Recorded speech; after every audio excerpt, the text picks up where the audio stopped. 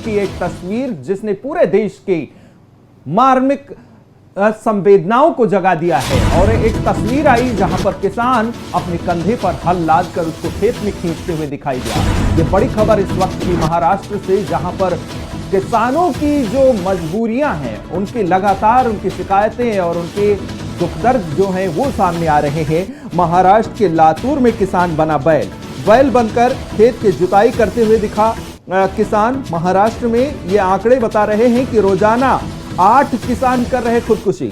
और विधानसभा में गूंजा मुद्दा, 767 किसानों ने की खुदकुशी। 3 महीने में 767 किसानों की मौतें हुई हैं, सिर्फ 376 को सरकारी मदद मिल पाई है। यह बड़ी खबर इस वक्त की। महाराष्ट्र में किसानों की मजबूरियां लगातार उजागर हो रही हैं और एक किसान खुद बैल बनकर अपने खेत जोतता हुआ नजर आया, जिसका यह मामला अब विधानसभा में उठा है और आंकड़े पेश किए जा रहे हैं कि राज्य में कितने किसानों ने अब तक खुदकुशी की है और किसको सरकारी मदद मिल पाई है। इस खबर पर ज्यादा जानकारी देने के लिए हमारे संवाददाता विकास तिवारी हमारे साथ जुड़ गए हैं। विकास, क्योंकि किसान किसी देश की बात ना करें, सिर्फ हिंदुस्तान की बात करें, तो हिंदुस्तान में कहा जाता है कि भारत कृषि प्रधान है, लेकिन अगर बुनियाद कमजोर पड़ जाएगी तो देश की इमारत कहीं ना कहीं मजबूत नहीं होगी। जो तस्वीर महाराष्ट्र से आ रही है वो वाकई दुखदाई है। जी बिल्कुल, महाराष्ट्र से ये जो मार्मिक तस्वीर निकल कर आ रही है, जो वीडियो सोशल मीडिया पर वायरल हो रहा है, इसको देखकर अदम गोंडवी साहब की कुछ लाइनें याद आती हैं कि तुम्हारी फाइलों में गांव की तस्वीर गुलाबी है, मगर ये आंकड़े झूठे हैं, ये दावा किताबी है।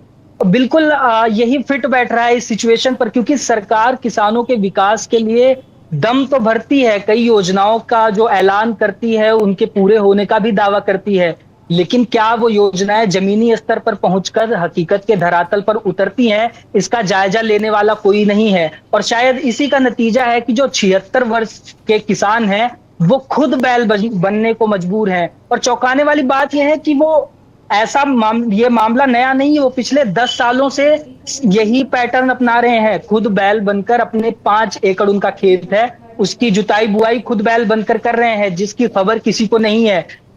गनीमत यह है कि ये वीडियो अब सोशल मीडिया पर वायरल हो गया है, जिससे प्रशासन अब उन्हें मदद देने की बात कर रहा है। लेकिन सवाल यही है कि 10 सालों तक कहां था ये प्रशासन, 10 सालों तक कहां थी सरकार के वो दावे, वो वादे जो कर्ज माफी अन्य नाम पर किए जाते हैं चुनाव से पहले, लेकिन चुनाव के बाद शायद उन लोगों को लोग भूल जाते हैं। और ये नतीजा हमें देखने को मिलता है कि किसान खुद के 76 वर्ष के होने के बावजूद खुद के कंधे पर हल रखकर बैल बनने को मजबूर है। जी विकास, एक फिल्म आई थी मदर इंडिया, जिसमें जो मेन किरदार में जो नायिका थी वो अपने कंधे पर हल खींच रही थी, तो पूरे देश के साथ उसकी संवेदनाएं जुड़ी थी।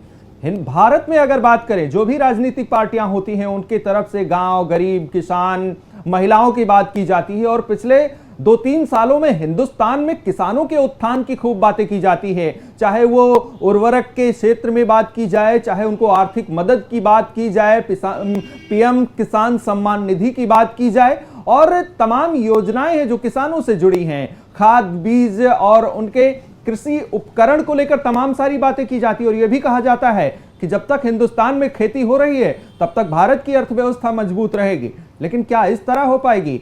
तमाम योजनाओं के बावजूद अगर किसान कंधे पर हल खींचकर, सोचिए 76 साल की उम्र का एक बुजुर्ग अपने खेतों में हल खींचकर खेती करता है, तो यह बड़ा सवाल उस राज्य के प्रशासन पर है और पूरे देश के किसानों के लिए सोचना होगा।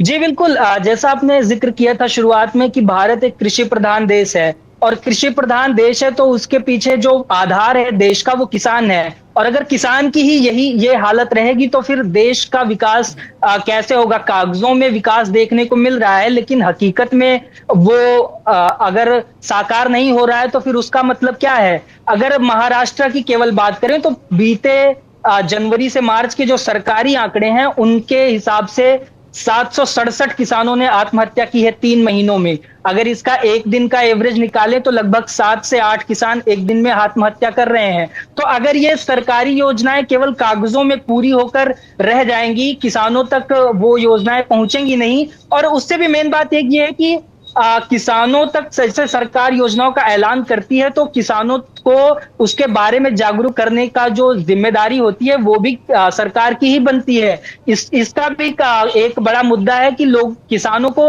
उनके लिए जो लाभ के लिए योजनाएं चलती हैं उनके बारे में पता ही नहीं है, जिसकी वजह से वो इस तरह के कदम उठाने को मजबूर होते हैं।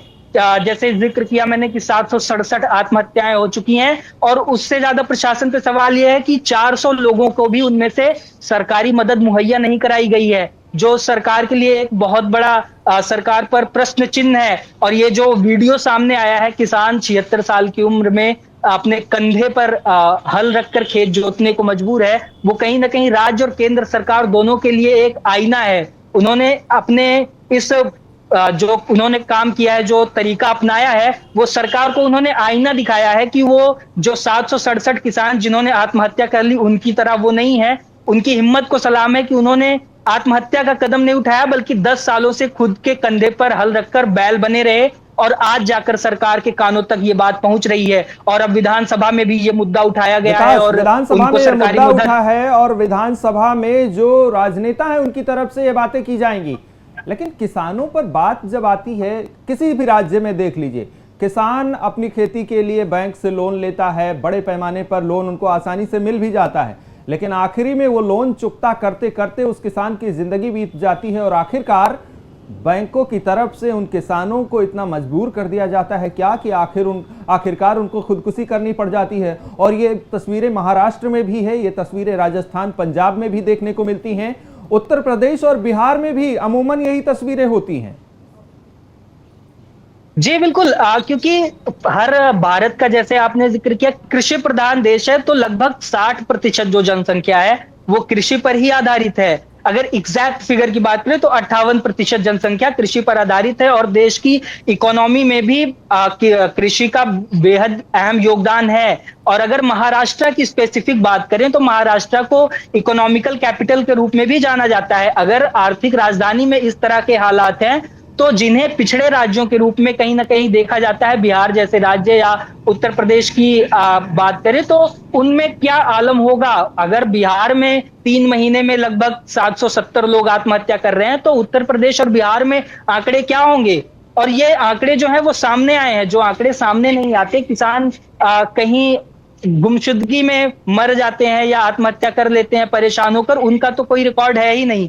तो ये बिल्कुल एक बहुत बड़ा प्रश्न चिन्ह है सरकार पर, चाहे राज्य सरकार हो चाहे केंद्र सरकार हो। और बात की आपने जिक्र किया आपने बैंकों से लोन का, तो सरकारें कई तरह की मतलब ऐलान करती हैं चुनाव से पहले अपने घोषणा पत्र में कि हम सरकार में आएंगे तो कर्ज माफ करवा देंगे, कुछ और अन्य लाभ दिलाएंगे, कई तरह की योजनाएं घोषणाओं का ऐलान होता है। लेकिन जब वो जीत कर सत्ता में आ जाते हैं तो फिर वो जो वोट के लिए जो किसान उनके लिए चुनाव से पहले भगवान होते हैं, वो महज एक तुच्छ प्राणी बनकर रह जाते हैं, अगर कहे तो गलत नहीं होगा। जी ठीक है विकास, बहुत बहुत धन्यवाद इस खबर पर ज्यादा जानकारी देने के लिए, क्योंकि बातें किसान से जुड़ी हैं और एक किसान जब अपने कंधे पर 76 साल की उम्र में हल लाद कर वो खींचता दिखाई देता है, खेती करता दिखाई देता है, तो पूरा देश ये तस्वीरें देखकर थोड़ा सा भावुक होता है।